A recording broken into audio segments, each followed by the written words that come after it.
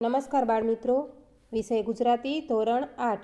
ધોરણ 8ની અંદર આજના ઓનલાઈન એજ્યુકેશનમાં આપણે શીખીશું તમારા પાઠ્યપુસ્તકમાં આપેલું 18 નંબરનું દુહા, મુક્તક અને હાઈકુ.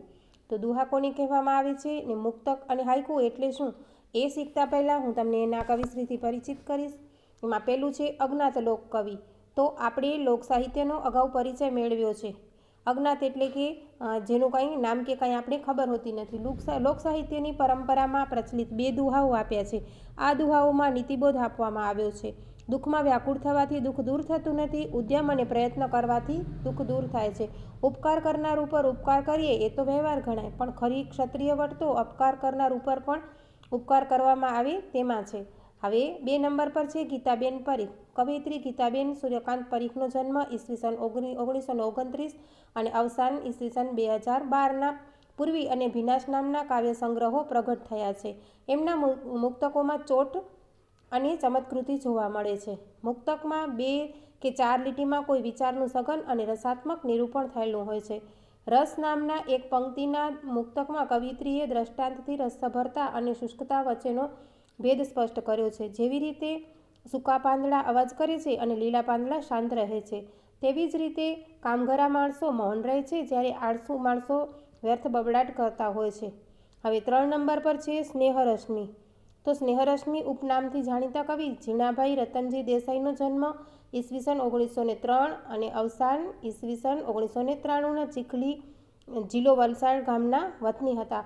વર્ષો સુધી અમદાવાદમાં આવેલી ચીન વિદ્યા વિહારના આચાર્ય તરીકે એમણે કાર્ય કર્યું હતું. અર્ધ્ય અને પનઘટ એવા કાવ્ય સંગ્રહો ઉપરાંત તેમણે જાપાની કાવ્ય પ્રકાર હાઈકુનો સંગ્રહ સોનેરી ચાંદ, રૂપેરી સૂરજ આપેલ છે. એમના લયમધુર ગીતો અને કોમળ ભાવસ્પર્શી હાઈકુ વિશેષ જાણીતા છે. કાવ્યો ઉપરાંત એમણે ટૂંકી વાર્તાઓ, નવલકથા અને આત્મકથા પણ લખ્યા છે. પહેલાં હાઈકુના વૃક્ષની સૂકી ડાળી પર પોપટ બેસવાથી જાણે વૃક્ષને લીલા પાન ફૂટ્યા હોય એવો કલ્પન ભાવ રજૂ કર્યો છે. બીજા હાઈકુમાં પણ એક રમ્ય કલ્પના ભાવ રજૂ થયો છે. અંધારું બધી વસ્તુઓને કાળાશથી રંગી દે છે, માત્ર દીપને જ રંગતો નથી. તો હવે આ દુહા, હાઈકુ અને મુક્તક એ બધું એની જે પંક્તિઓ આપેલી છે એ સમજાવતા પહેલાં તો દુહા કોને કહેવામાં આવે છે અને હાઈકુ અને મુક્તક કોને કહેવામાં આવે છે એ હું તમને સમજાવીશ. તમારા પાઠ્યપુસ્તકની અંદર પેજ નંબર 48 પર આપેલું છે દુહો. દુહો એટલે શું? તો દુહાને મુક્તકનો એક પ્રકાર કહી શકાય. ખાસ કરીને સૌરાષ્ટ્રના લોકસાહિત્યમાં જોમદાર અને માર્મિક દુહાઓ લોકો દ્વારા રચાયેલા જોવા મળે છે. દુહાના કુલ 4 ચરણ હોય છે અને એનું સ્વરૂપ ગેય હોય છે. ગેય હોય છે એટલે કે ગાઈ શકાય છે. 4 ચરણમાં હોય છે, પરંતુ એને આપણે સરસ રીતે ગાઈ શકીએ છીએ. નાજુક ભાવ, ચિત્ર, વિચાર કે બોધ દોહામાં એવી રીતે રજૂ થાય છે કે તેની અસર ચોટદાર હોય છે. દુહાની રચનામાં લાઘવ, રસ પ્રચુરતા, ચિત્રશક્તિ અને જોમ વગેરે રહેલા હોય છે. દુહાને પ્રેમ અને શૌર્યના વિષય અનુકૂળ છે. લોકસાહિત્યમાં મુખ્યત્વે એવા દુહા જ વધુ પ્રચલિત થયા છે. રામનારાયણ પાઠક, પૂજાલાલ ઉષ્ણસ જેવા આધુનિક કવિઓએ પણ જીવનના મર્મને પ્રગટ કરતા દુહા લખ્યા છે. તો દુહાની અંદર એનું વિષય વસ્તુ શું હોય છે? તો કે પ્રેમ અને શૌર્ય એને વધારે અનુકૂળ હોય છે. બરાબર. હવે આવે છે મુક્તક. તો મુક્તક એટલે શું? તો મુક્તક એ ટૂંકો 4 પદ અને 2 લીટી ધરાવતો ચુસ્ત કાવ્ય પ્રકાર છે. જૂના સમયથી તે ઘણો જ પ્રખ્યાત રહ્યો છે અને આજ પર્યંત વિકસતો રહ્યો છે. અનેક કવિઓએ આ પ્રકારને અજમાવ્યો છે. સંસ્કૃતના સુભાષિતો આવા મુક્તકો જ છે. એમાં જીવનનું સારરૂપ ડહાપણ થોડા શબ્દોમાં ગૂંથાયું હોય છે. મધ્યકાલીન ગુજરાતી વચરાજ, શામળ, ભીમ અને અખા જેવા કવિઓની છપ્પા અને ચોપાઈની રચનાઓ પણ મુક્તકનું કાવ્ય પ્રગટ કરે છે. આ પ્રકારના દુહારૂપ મુક્તકો આપણા લોકસાહિત્યમાં પણ ખૂબ પ્રચલિત છે. મુક્તક એટલે કે મુક્ત સ્વતંત્ર કાવ્યરૂપ. મોતી જેમ નાનું હોય છે તેમ માળામાં રહેવા સર્જાયું હોય છે, તે એકલું પણ ભારે તેજસ્વી હોય છે.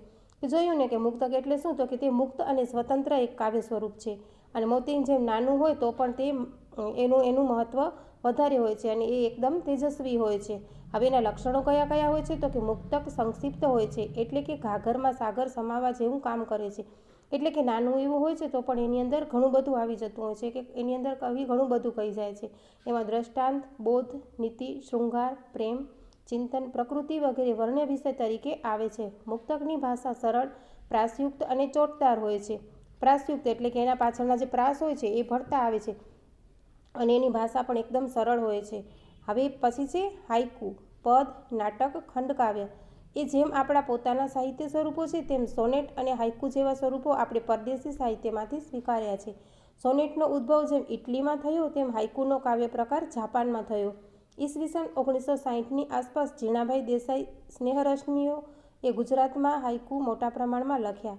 પરિણામે બીજા બધા કવિઓ તેના તરફ આકર્ષાયા અને પરિણામે હાઇકુ ગુજરાતી કાવ્ય પ્રકાર જેવું બની ગયું.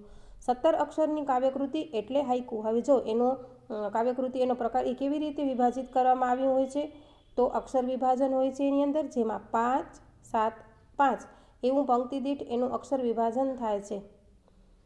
હાઇકુ સાદી, સંક્ષિપ્ત અને ચિત્રાત્મક કાવ્યકૃતિ છે. હાઇકુની સૌથી નોંધપાત્ર બાબત એવી ચિત્રાત્મકતા છે કે આ લઘુરચનાનો પ્રત્યેક શબ્દ એક સૌંદર્ય ચિત્ર ઉપસાવતો જાય છે અને તેમાંથી એક અપૂર્વ અનુભવ જન્મે છે. તેમાં જ તેની સાર્થકતા છે. એમ કહેવાય છે કે હાઇકુ જ બોલે છે, કવિ બોલતો નથી. હવે આ આપણે દુહો, મુક્તક અને હાઇકુ એ કોને કહેવામાં આવે છે એ આપણે જોયું. તો હવે સૌથી પહેલાં આપણે દુહાને સમજીએ. વિપત પડે ના વલખીએ, વલખે વિપત ન જાય. વિપતે ઉદ્યમ કીજીએ, ઉદ્યમ વિપતને ખાય. એટલે કે આની અંદર દુહાની અંદર કવિ શું કહેવા માંગે છે કે જ્યારે વિપત આવે છે વલખીએ, એટલે કે ત્યારે આપણે વલખા ન મારવા જોઈએ, દુઃખી ન થવું જોઈએ કે મૂંઝાવું ન જોઈએ. જ્યારે પણ વિપત આવે ત્યારે આપણે દુઃખી ન થવું જોઈએ. અને વલખે વિપત ન જાય, આ મૂંઝાવાથી કંઈ વિપત આપણા પર જે આપત્તિ આવી છે એ કંઈ દૂર થતી નથી. વિપતે ઉદ્યમ કીજીએ, ઉદ્યમ એટલે કે પુરુષાર્થ. વિપત જ્યારે આવે ત્યારે આપણે પુરુષાર્થ કરીએ, મહેનત કરીએ, તો એ શું કરે છે? ઉદ્યમ વિપતને ખાય. એ પુરુષાર્થ છે એ વિપતને દૂર કરે છે. એટલે આપણે કોઈ પણ પરિસ્થિતિ આવે તો એની અંદર આપણે મૂંઝાયા વગર એનો સામનો કરી, પુરુષાર્થ કરી અને આપણે એ દુઃખને દૂર કરવા માટેનો પ્રયત્ન કરવો જોઈએ. ગુણની ઉપર ગુણ કરે એ તો વેવારા વટ, અવગુણ ઉપર ગુણ કરે ખરી ખત્રિયા વટ. હવે ઉપકારની ઉપર તો બધા ઉપકાર કરે છે કે આપણે કોઈને કાંઈ વસ્તુ આપી અને એણે આપણે આપી, કે આપણા કોઈને કામ આવ્યા અને પછી એ આપણને કામ આવે, તો એ સામસામે આપણે એકબીજા પર ઉપકાર કર્યો છે, એ તો વ્યવહાર છે અને એ ધર્મ તો બધા નિભાવે છે. પરંતુ અવગુણ ઉપર ગુણ કરે, જ્યારે આપણી ઉપર કોઈ અવગુણ કરે કે અપકાર કરે તો પણ આપણે એનો બદલો એને ઉપકારથી જ વાળીને આપીએ, તો એ ખરેખર ક્ષત્રિયનો એક વટ કહેવામાં આવે છે. બરાબર. હવે આવે છે મુક્તક. તો મુક્તકની અંદર સૂકા વર્ણો વન ગજવતા શાંત લીલા સદાય.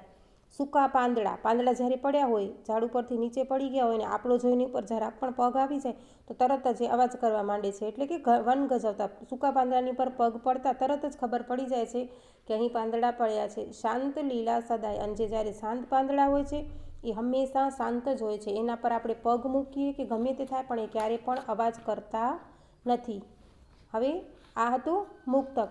બરાબર. સાવ નાનું એવું મુક્તક, પરંતુ એની અંદર કવિ ઘણું બધું કહી જાય છે. સૂકા પરનો વન ગજવતા એટલે કવિ આપણે પણ એની અંદર કહી જાય છે કે આપણે હંમેશા શાંત રહીને કામ કરવું જોઈએ અને આપણે સૂકા પર્ણોની જેમ બહુ બોલ કરી અને આપણે બધું કાંઈ કરીએ તો બધું સમજી વિચારીને કરવું જોઈએ. આ મુક્તકની અંદર પણ કવિ ઘણું બધું કહી જાય છે. અને હવે આવે છે હાઇકુ. સુકેલી ડાળે પોપટ બેઠો, પાન ચોઘમ લીલા, ફરતી પીછી અંધકારની દીપ નહીં રંગાય. એટલે કે જ્યારે અંધકારની પીછી છે, એને અંધકાર હોય એ બધી જગ્યાએ છવાઈ ગયો, પરંતુ એક નાનો એવો દીપક હોય છે એને અંધકાર ક્યારેય પણ રંગી શકતો નથી. વૃક્ષની સૂકી ડાળી ઉપર આવી અને જ્યારે પોપટ બેસે છે ત્યારે શું થાય છે કે તરત જ વૃક્ષની ચારે બાજુ જાણે લીલા પાન ફૂટે. પોપટનો રંગ એ સરસ મજાનો દેખાય છે, એટલે લીલા પાન ફૂટ્યા હોય એવું લાગી રહ્યું છે. અને ફરતી પીછી અંધકારના દીપકને રંગી શકતી નથી. એનો અંધકાર એ દીપકને એટલે કે દીવાને એ અસર કરતો નથી. હવે આની અંદર તમારે 17 અક્ષરની કાવ્યકૃતિ. તો હવે તમે જોઈ લો કે પહેલી પંક્તિની અંદર 5 અક્ષર છે અને પછીની પંક્તિની અંદર 7 અક્ષર છે. 5, 7 અને 5. જોયું ને કે તમારી પહેલી છે સુકેલી ડાળે, એની અંદર 5 અક્ષર, પછી પોપટ બેઠો પાન એની અંદર 7 અક્ષર અને ચોઘમ લીલા 5 અક્ષર. એટલે આ એક હાઇકુ 5, 7 અને 5.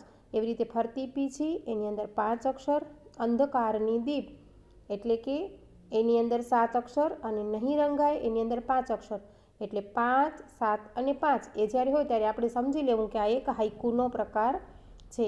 જોયું ને મિત્રો કે હવે આપણે આજે દુહા, મુક્તક અને હાઇકુ શીખ્યા. તો હવે કાવ્ય પંક્તિ જ્યારે લખેલી હોય ત્યારે તમને ખ્યાલ આવી જશે કે કોને દુહા કહેવામાં આવે છે, કોને મુક્તક કહેવામાં આવે છે અને કોને હાઇકુ કહેવામાં આવે છે. Thank you.